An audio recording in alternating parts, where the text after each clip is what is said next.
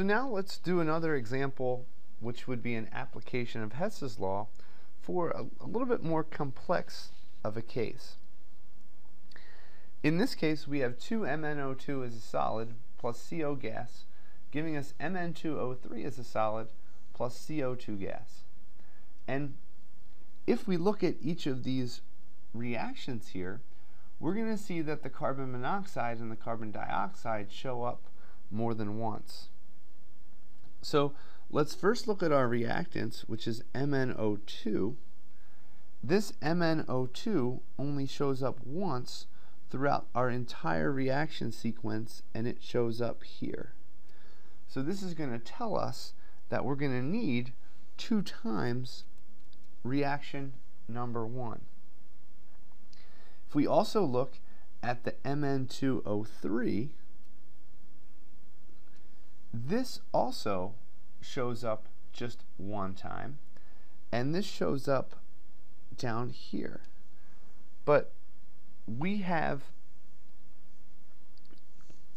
in this case, a different amount of our Mn2O3, and it's on the other side of the reaction.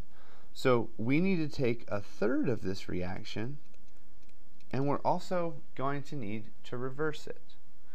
Okay? So let's go and let's take those 2 steps, because what we're going to see next is our CO shows up 3 times here, and our CO2 also shows up 3 times. So each of these are going to be dictated by how we manipulate the other reactions and what products we might have left.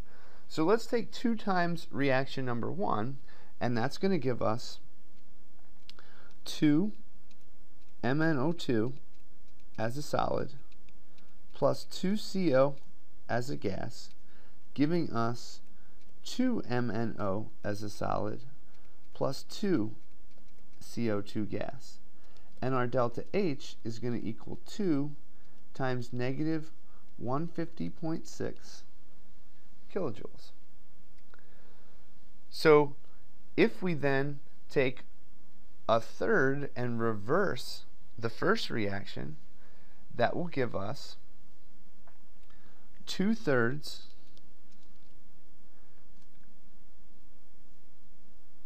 Mn3O4 as a solid plus 1/3 CO2 as a gas, giving us 1 Mn2O3 as a solid plus 1/3 CO as a gas. This gives us a delta H equal to 1/3 times positive 162.3 kilojoules. If we now add these 2 together, we're going to get 2 MnO2 solid plus 5/3 CO plus 2/3 Mn3O4, giving us 2 MnO plus 5/3 CO2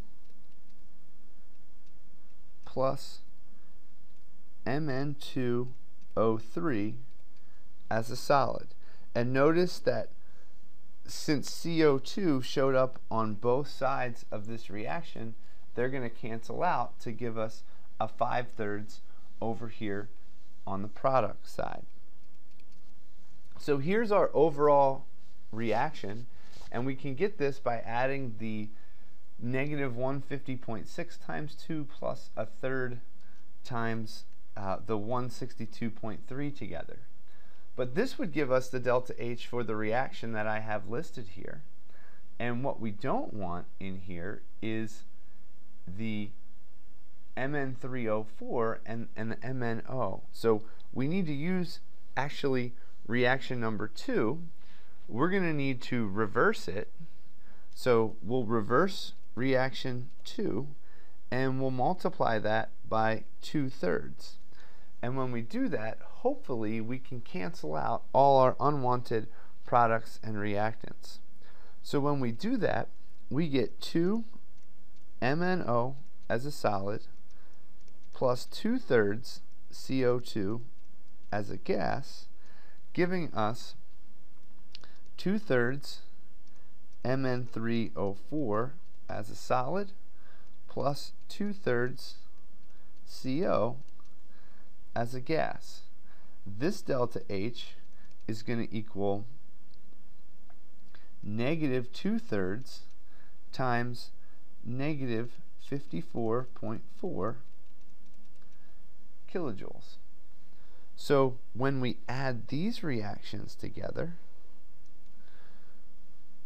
we're going to see that the 2 MnO solids cancel out on either side. We're also going to be able to get rid of the 2/3 Mn3O4. So this is going to give us 2 MnO2 as a solid plus 5/3 CO as a gas plus 2/3 CO2 as a gas, giving 5/3 CO2 as a gas plus Mn2O3 as a solid plus 2/3 CO as a gas. So we can then rearrange these to give us 2 MnO2 as a solid plus we have 5/3 CO on the left, we have 2/3 CO on the right, so that's going to give us 1 CO as a gas.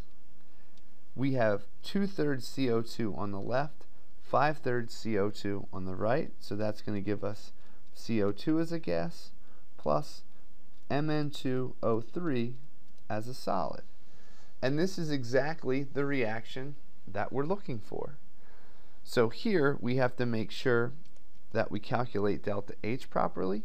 So that delta H is going to be 2 times negative 150.6 kilojoules, because that's going to be 2 times reaction number 1, plus 1/3 times positive 162.3 kilojoules, because that's going to be reaction number 3. We reverse it, which changes its sign, then multiply by a coefficient of 1/3, plus 2/3 times positive 54.4 kilojoules, which we take the second reaction, we reverse it, and multiply by 2/3. When we do the math for all of this, we end up with negative 210.8 kilojoules, and that's going to be the delta H for the reaction 2 MnO2 solid plus CO gas, giving us Mn2O3 solid plus CO2 gas. And this is another application of how we can use Hess's law to figure out the delta H for a particular reaction.